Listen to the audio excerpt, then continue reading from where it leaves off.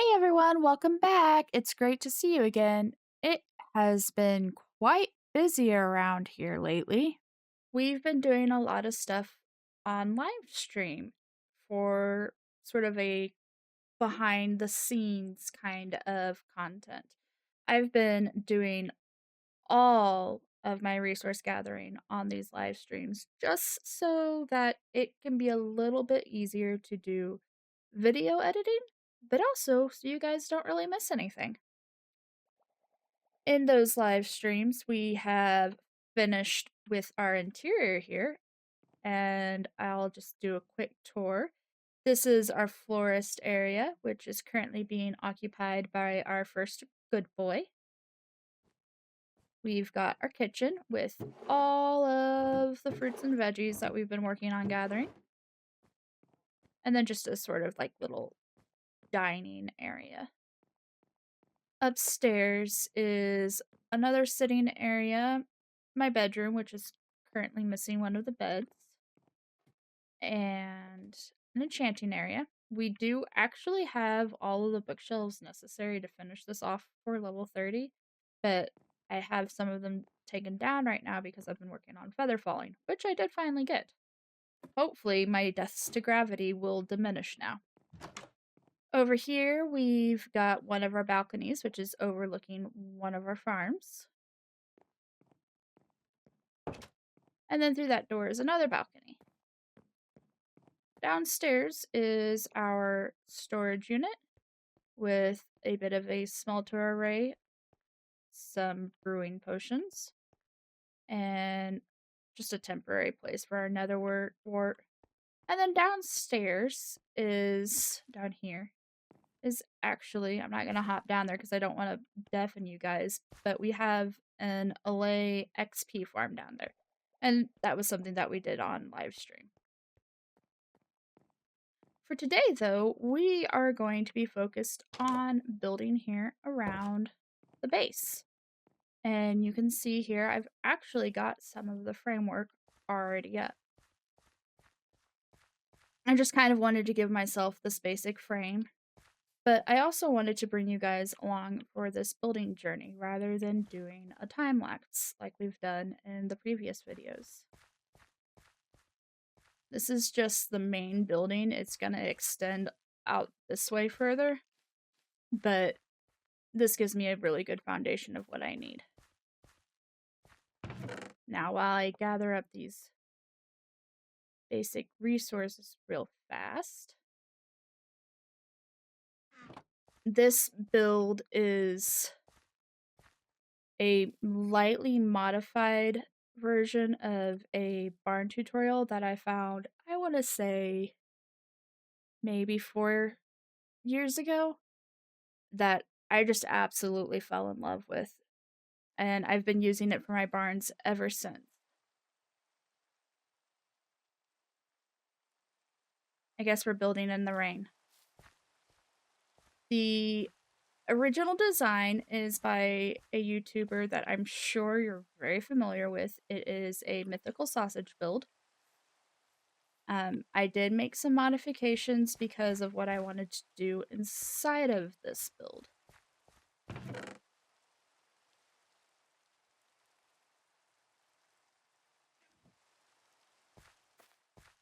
Now, I haven't really hidden the fact that I use a schematic resource called Lightmatica to help me with my builds. And I just kind of wanted to talk through that process with you guys a little bit.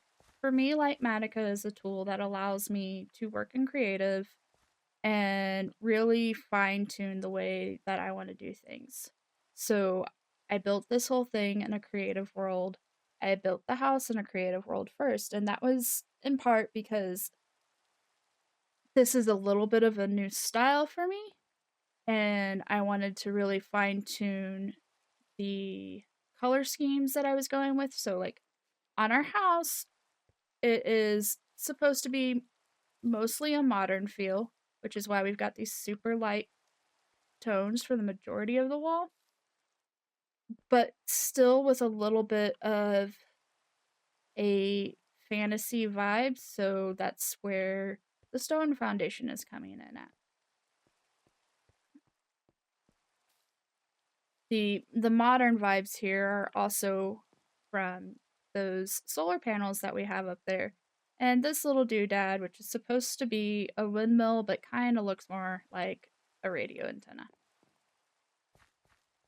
And I did the same thing on this barn here, where I worked in creative to try to decide the color scheme, but also figure out how to adjust for making these little bays larger than the original design. In the original design, they're only 2 wide, and here I've made them 3 wide. You'll see why in a minute. It's super obvious. But I think I spent maybe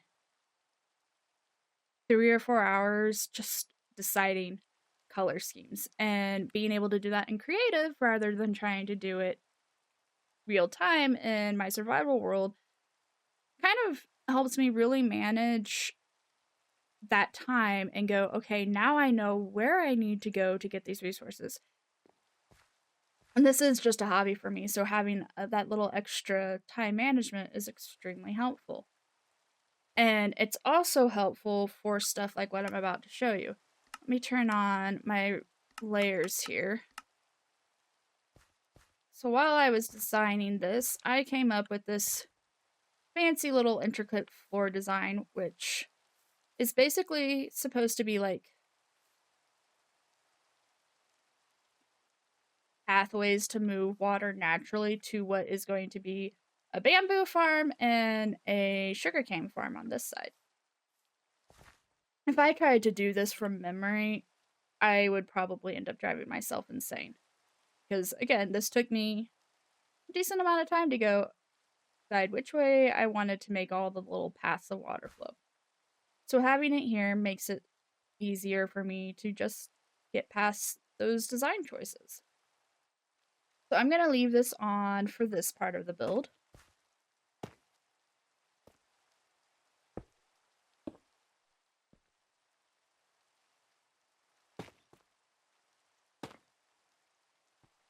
And for those of you who are familiar with Lightmatica, each of these colors kind of give you an indication of, like, this red is an incorrect block. The orange means that it's the correct block, but something about the state is wrong. In these cases, it's not waterlogged yet.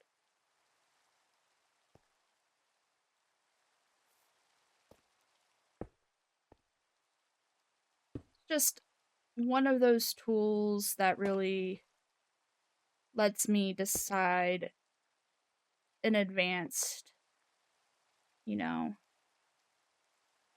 these are the kind of design choices that I really want to carry through here. I think it's getting dark, so let's sleep real fast.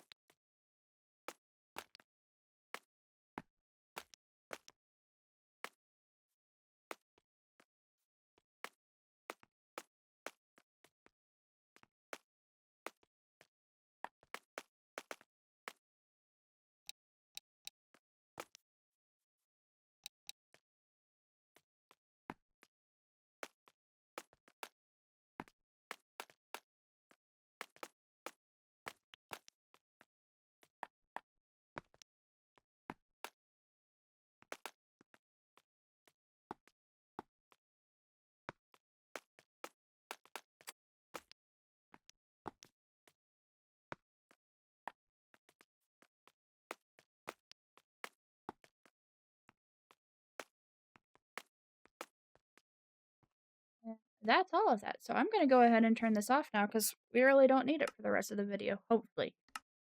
Once I start on the roof line, I might need it again. But you can see here, now that we've done that, we've got this nice little fancy, consider it like just like drainage lines almost.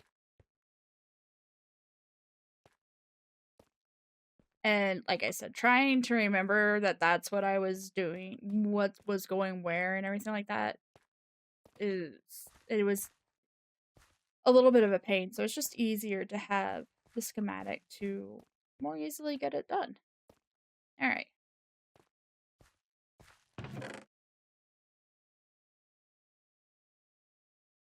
Okay, now that we've got that floor done, the next thing that I really need to do is get these two farms in. On this side, if you'll remember, I'm going to put the bamboo farm. Okay, let's get this taken care of here.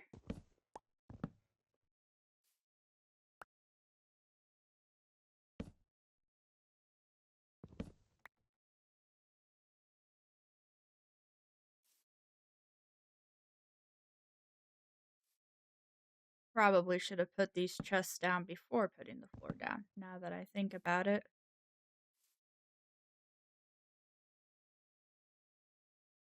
I think this will work. There we go. Okay.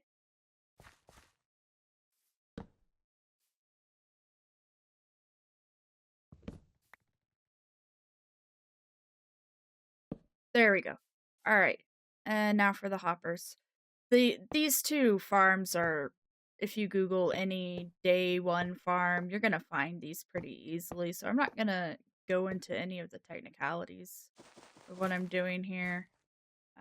The biggest thing is we've got a hopper line that's going to carry through on both sides, and then once we've got that hopper line placed down, we're going to do a mud line, which is what will allow the sugarcane and the bamboo to drop down into the chests that we just placed down.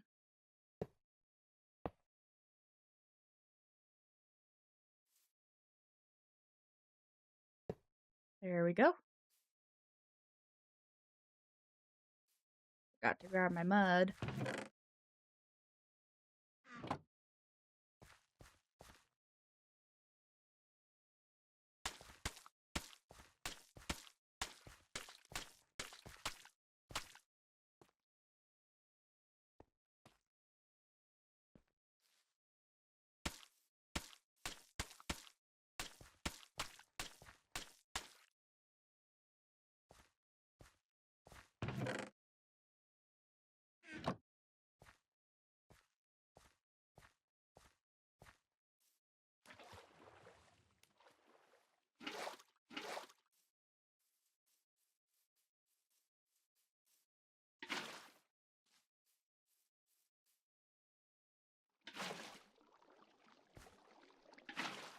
Gonna need to go get some extra water. I know that that's enough for the sugarcane to technically grow. I just don't feel like hearing water flowing every time I'm in here.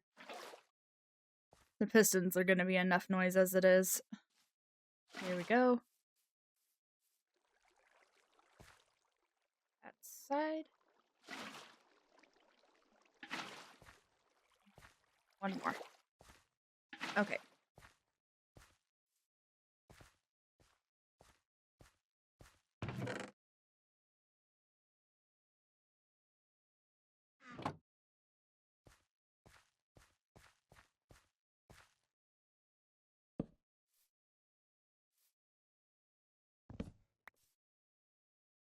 I don't know why I did that. Silly me. Oh well. We all make silly mistakes sometimes.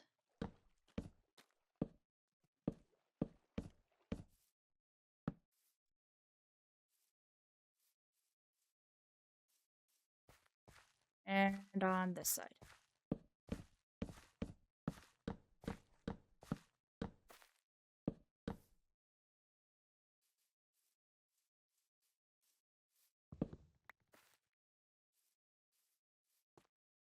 Just need to get the pistons and the observers down now.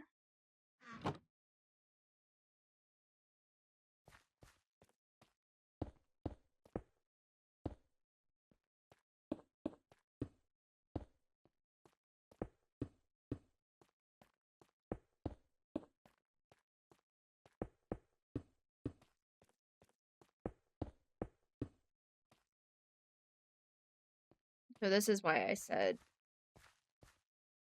it'll become obvious why we needed to make these 3 wide. If I had kept these at 2 wide, the redstone that has to be here to make this functional would have basically been sticking out of the wall and visible. At 3 wide, we're able to keep it hidden.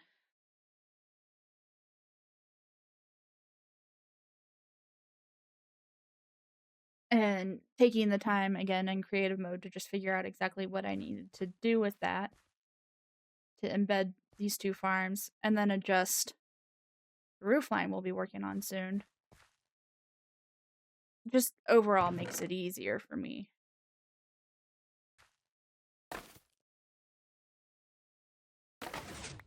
There you go, you can see it fired just fine. And we know that the hoppers are working. Test the bamboo again from this side because this is the furthest side down. And same thing.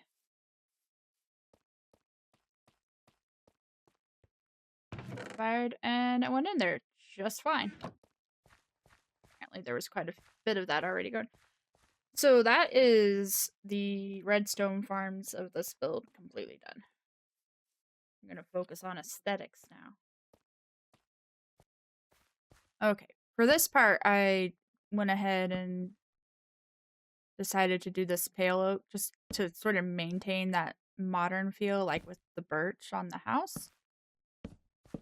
When I'm texturing like this, I like to just use one of those block types first and place them all down sort of sporadically. And then once it's done, if there's a pattern or something like that, I'll go and fix it and then change it up. But otherwise, I just move on to the next section. It's easier to do with planks because planks you can just place down, whereas the stripped wood, you kind of have to pay attention to which direction you're facing it.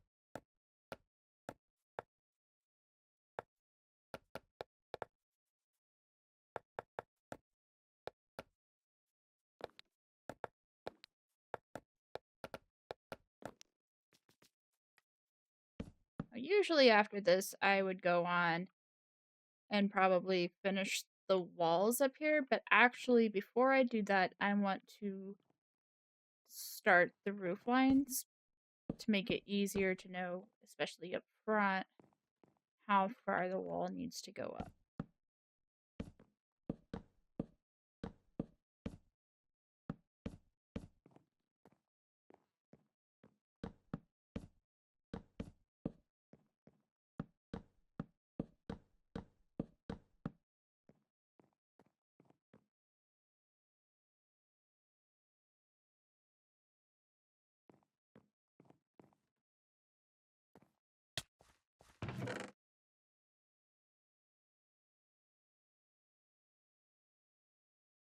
Think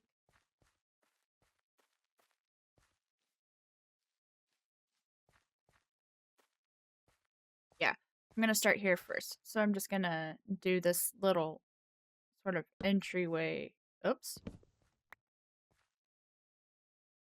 Needs to be that way. Do this little entryway first so that I kind of have somewhere to work off of when I'm doing the rest of the arch. I need you. All right. Then let's go do the other side real fast.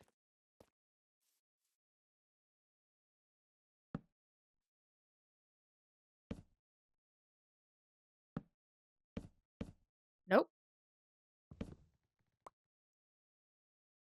You.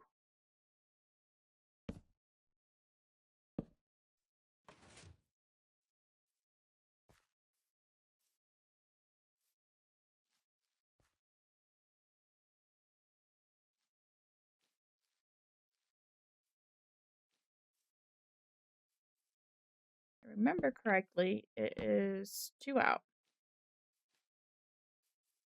We're going to do 2 out on all of them.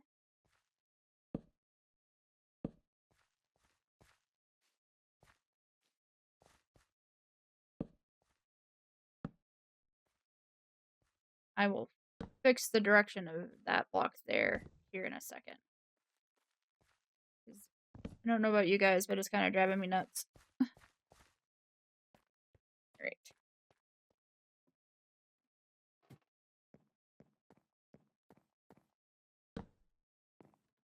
That should fix that. Yeah. That one good? Yeah. Okay. Then last one right here.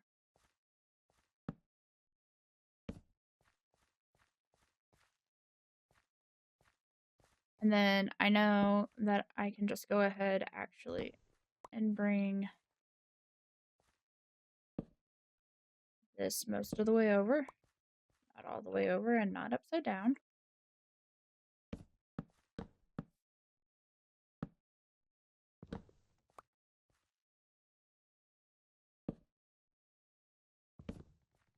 If it wants to cooperate.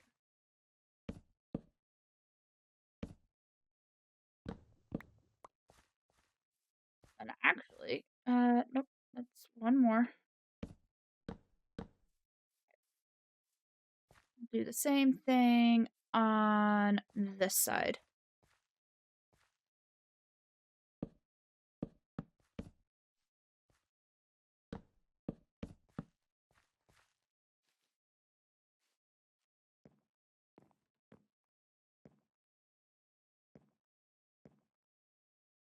Okay, and then for this curve here, what we're going to do is just alternate back and forth between right side up and upside down for our steps.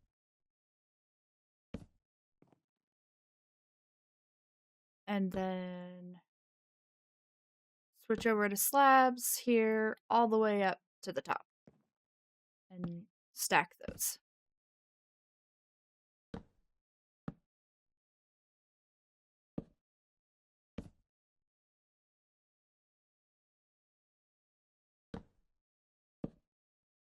Now we drop down and go do the other side.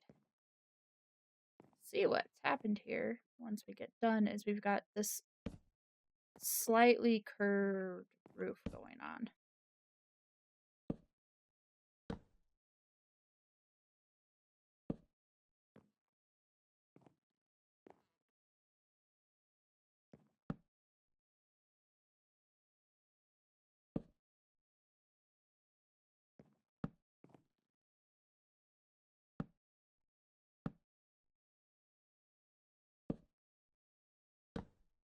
Oh, so let's hop down. Look at it from a distance. You can see it just kind of goes ooh, and then back down.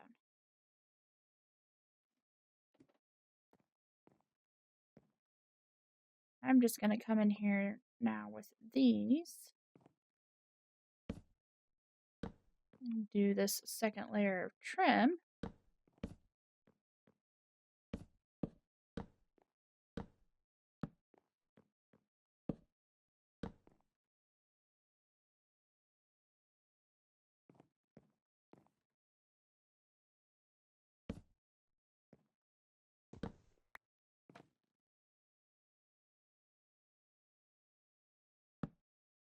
Why I did that. Okay.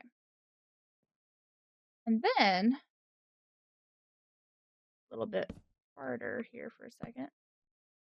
Oh, that's why I wanted feather falling.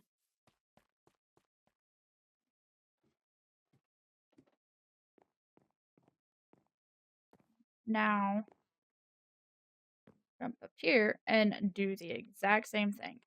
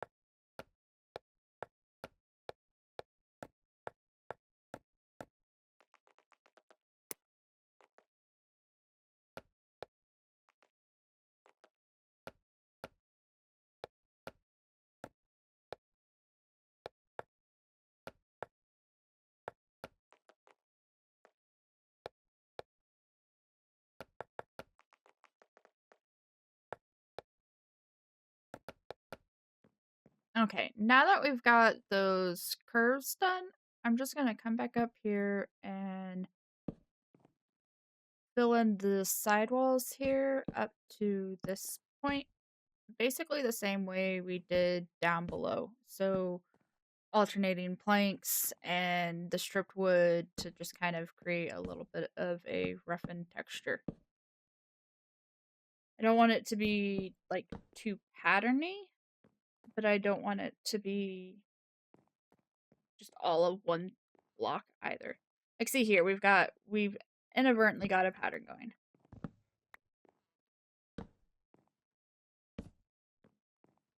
That is also a pattern of a sort.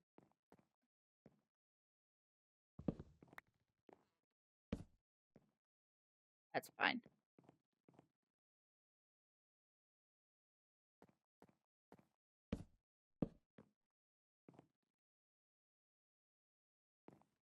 No. Alright, fine. Feather falling only reduces damage. It doesn't get rid of it completely. Okay, and now that we're done with that, we can just take a step back here and sort of look at the sides completely done. Make sure there's nothing too repetitive again, and just kind of get a good overall look. Let's go over to the other side real fast, do the same thing, make sure we're not missing anything. Like that.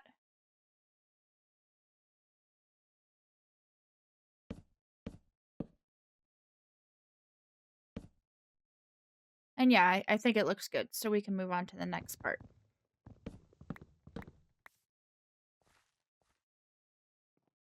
And this is why I said I wanted to get the roof line done. Now I can see exactly how high up and where to stop these walls. So, same thing.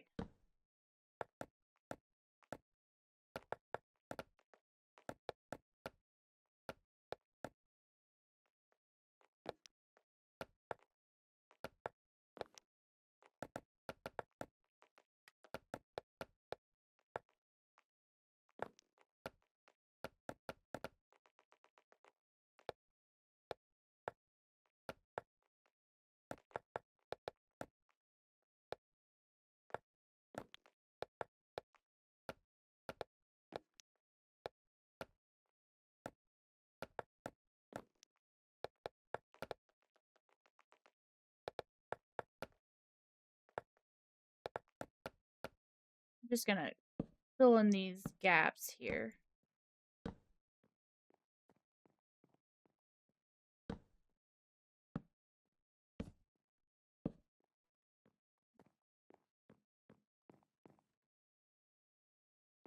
Alright, now that that's done, we're gonna just hop up here and finish filling in the roof using that glass.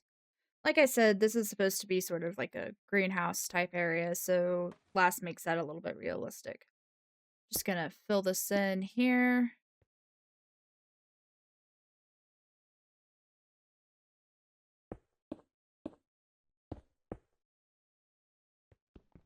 Thankfully, I've got Silk Touch on my axe. Fortunately, it's getting a little bit expensive to repair, so yeah, probably need to find a better source of Silk Touch or mending or something like that.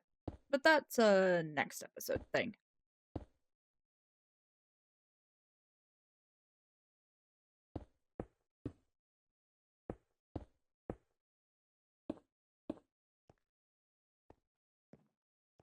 And then at these pillars, we're going to do dark oak again. And just fill in everything else.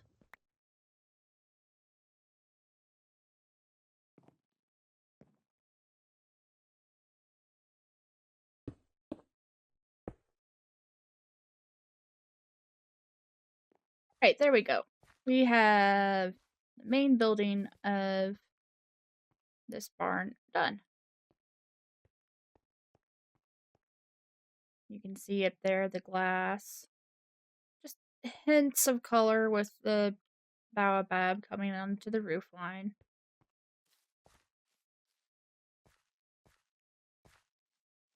Same over here.